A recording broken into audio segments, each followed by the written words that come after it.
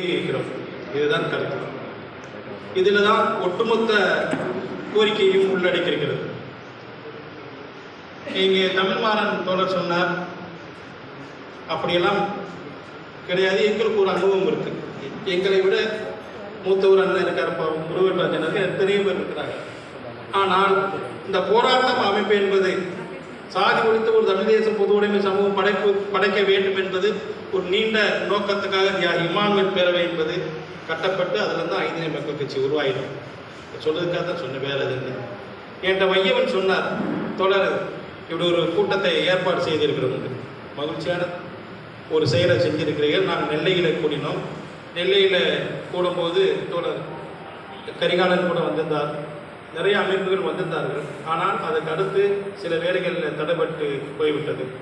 எங்களை பொறுத்தவரை நீங்கள் எந்த அமைப்பு, உங்களுடைய கொள்கை, உங்களுடைய கோட்பாடு, உங்களுடைய சித்தாந்தம், இந்த சித்தாந்தத்தை எடுத்துக்கொண்டு இந்த மக்களிடம் சென்று மக்களை அமைப்பாக்கி நீங்கள் அரசியல்படுத்துங்கள், அது வேறு விஷயம். ஆனால் இந்த மக்கள் பாதிக்கப்படும் போது இத்தனை பேர் நம்ம எங்கே இருக்கிறோம். ஒரு சின்ன கருத்தை மட்டும் சொல்லி நான் விடைபெறுகிறேன். தமிழ்மாறன் தோழர் அடிக்கடி என்கிட்ட பேசுவார். நெல்லை தீபக் ராஜா படுகொலைக்கு முன்பு அங்கே அதே ஊரில் முத்துமோன படுகொலை நடக்கப்பட்டது. நானும் சென்றிருந்தேன். அதே கூட்டத்தில் என்னை பேசுறதுல எனக்கு பேசுறதுக்கு இஷ்டம் இல்லை தோழர் அப்படின்னேன். எனக்கு பேச எதுவுமே இல்லை. இங்கே ஏதோ குஷ்டி ஏற்க வந்திருக்கோம் நம்மெல்லாம். நான் வந்துட்டேன், போயிட்டு எனக்கு முத்துமுனை யாரும் தெரியாதோ, நம்ம அம்மா யாரும் தெரியாது, யாரும் தெரியாது, நான் யார்கிட்ட போய் கேட்குறேன்? குஷ்டி கேட்பதற்கு அங்கே வர முடியாது. அதுபோல் தீபக் ராஜா படுகொலை நடந்த போது என்கிட்ட சொன்னார், தோழர் வாங்க, என்னால் வர முடியாது.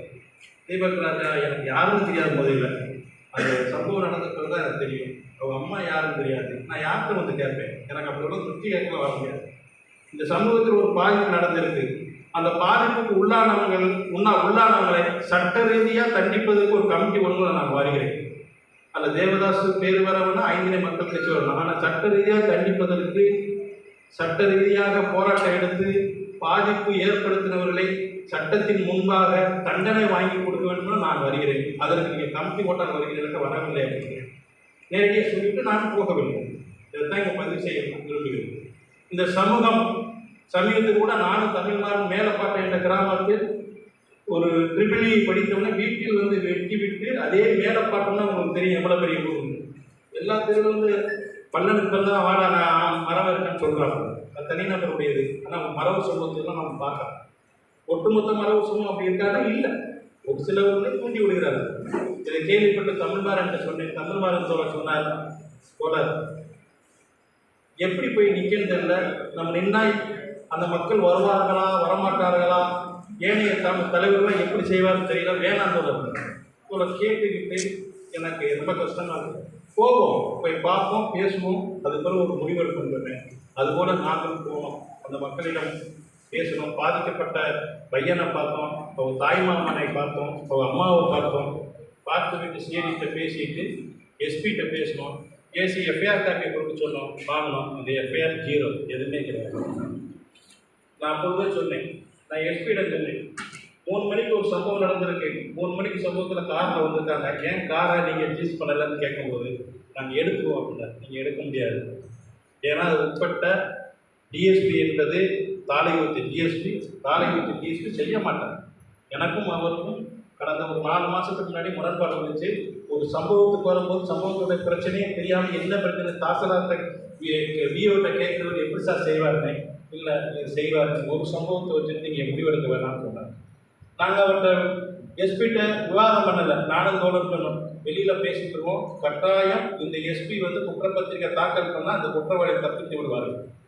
இன்னும் சொன்னேன், எத்தனையோ முறை இதே சொல்லிட்டேன். நெல்லை மாவட்டத்தில் மட்டும் 20 அமைப்பு தேவேந்திர உள்ள வேளாளர் மக்களை அரசியல் ரீதியாக அதிகாரத்தை கொண்டு வந்து ஆதிக்க சாதியிலிருந்து காப்பதற்காக 20 அமைப்புகள் இருக்கிறது. இதுவரைக்கும் நெல்லையில் நடந்த ஒரு சம்பவத்துக்கு ஏதாவது தண்டனை கொடுத்துருக்கிறா இந்த தேவேந்திர வேளாளர்? நம்ம பெருசாக மீசி பேசிக்கிறோம், எந்த ஒரு சம்பவம் கிடையாது, 0 தான். இன்னும் சொல்லப்போனால் இப்படி செய்வார், யார் குற்றவாளிகளுடைய தோளில் போட்டு வேலை செய்தால் தேவேந்திர வேளாளர் முன்னேற்ற சங்கத்தினுடைய இந்த அமைப்பினுடைய வேலையாக இருக்கும்னு நான் நினைக்கிறேன். எதுவுமே கிடையாது. தமிழகத்தில் மட்டும் பாதிக்கப்பட்ட மக்களுக்கு நின்று பாதிப்பு உள்ளானவங்களுக்கு சட்ட ரீதியாக நடவடிக்கை எடுக்க வேண்டும் என்று நினைத்தால் யாரும் கொலை செய்வதற்கு அஞ்சுவார்கள். இந்த சமூகத்தை திரும்பி கூட பார்ப்பதற்கு அஞ்சுவார்கள். நாம் செய்கிறோமா? இல்லவே இல்லை. இப்பொழுதும் சொல்லுகிறேன், நான் மையவனிடம் தான் சொன்னேன், எதற்காக இந்த கூட்டம் தோழர் வாங்க, நம்மளுடைய உங்களுக்கு ஒரு நோக்கம் இருக்கும், எனக்கு ஒரு நோக்கம் இருக்கு, அதெல்லாம் வேணாம். மக்கள் பாதிக்கப்படும் போது ஒற்ற தலைமையில் ஒத்த ஒரு கமிட்டியாக செயல்படுவோம் அப்படின்னா அதுக்கு மட்டும்தான் நான் வருடந்தோட நிறைவேற்கு நான் வரமாட்டேன். ஏன்னா எங்களுக்கும் வேலை இருக்குது, இங்கே வேலை இல்லாத ஆள்கள் யாரும் இல்லை. ஆனால் எங்களுக்கு ஒரு பார்வை இருக்கிறது. இந்த பாதிப்புக்கு ஏற்படுத்தினவர்களை சட்ட ரீதியாக தண்டித்தால் இந்த மக்கள் நம்மளோட வருவார்கள். இந்த மக்கள் வருவதற்கு அச்சப்படுகிறார்கள். இதுக்கு முன்னாடி பேசினது உண்மைதான். யாரிடம் போவது? இவரிடம் போனால் இவருக்கு எங்களை அடகு வச்சு பேசுவாரோ என்ற அச்சம் அந்த மக்களுக்கு இருக்கிறது. தேவதாஸ் வாரார், தமிழ்மாறன் வாரார், இவர்கள் கூட எப்படி நம்பி போகுது? இவர்கள் எதிரியிட நாளைக்கு கையூட்டு பெற்று நம்மளை தெருவில் நிற்க விட மாட்டார்கள் என்ற சான்று நம்ம மக்கள் அச்சப்படுகிறார்கள். ஏனென்றால் இந்த சமூகத்துடைய தலைவர்கள் அப்படி இருக்கிறார்கள். இன்னும் ஒரே ஒரு செய்தியை சொல்லி, ஏன்னா நாங்கள் ஒற்றுமைக்காக வந்திருக்கிறோம். ஒற்றுமையை சீர்குலைப்பதற்கு என்னுடைய நோக்கம் இல்லை. அந்த நெல்லை மண்ணில் மட்டும் கிட்டத்தட்ட ஒரு 500 ஏக்கர் இன்னைக்கு யாரெல்லாம் எதிரின்னு சொல்லிக் கொண்டிருக்கிறோமோ அவர்கள் போய் கொண்டிருக்கிறதுக்கு காரணம் இந்த தலைவர் தான். பல கோடி ரூபாய் அந்த மக்கள் அப்படியே என்ன செய்யணும் தெரியாமல் விழித்துக் கொண்டிருக்கிற காவல் நிலையத்திற்கு போய் புகார் கொடுத்தா காவல் ஆய்வாளர் என்னிடமே சொல்லுகிறார், தயவுசெய்து புகார் கொடுக்காதீங்க, உங்க மேலே நாங்கள் வழக்கு போடுவோம். ஏன்னு சொன்னால் உங்களுடைய தலைவர் எங்களை அப்படி செய்ய சொல்றாரு. காவல் ஆய்வாளர் சொல்லுகிறார், பாதிக்கப்பட்ட மக்கள் போய் புகார் கொடுத்தா அந்த பாதிக்கப்பட்ட மக்கள் மீதே வழக்கு நடந்துச்சு. எனவே அப்படிப்பட்ட தலைவர்களாம் விட்டு உண்மையிலே இந்த சமூகத்துக்கு இந்த மக்களுக்கு ஏதாவது செய்ய வேண்டும் என்று நீங்கள் நினைத்தால், நாம் நினைத்தால் ஒரு அமைப்பு இருக்கட்டும், கமிட்டியாக போடுங்கள். பாதிக்கப்பட்ட மக்கள் எந்த பகுதியில் இருந்தாலும் சரி போய் நிற்போம், அவர்களுக்கு உறுதுணையாக இருப்போம். பாதிப்பு உள்ளாக்கினவர்களுக்கு தண்டனை வாங்கி கொடுப்போம். ஒரே ஒரு சமூகத்தை சொல்லி முடிக்கிறேன். நாங்கள் தலையிட்டு எத்தனையோ தண்டனை வாங்கி கொடுத்துருக்கிறோம்.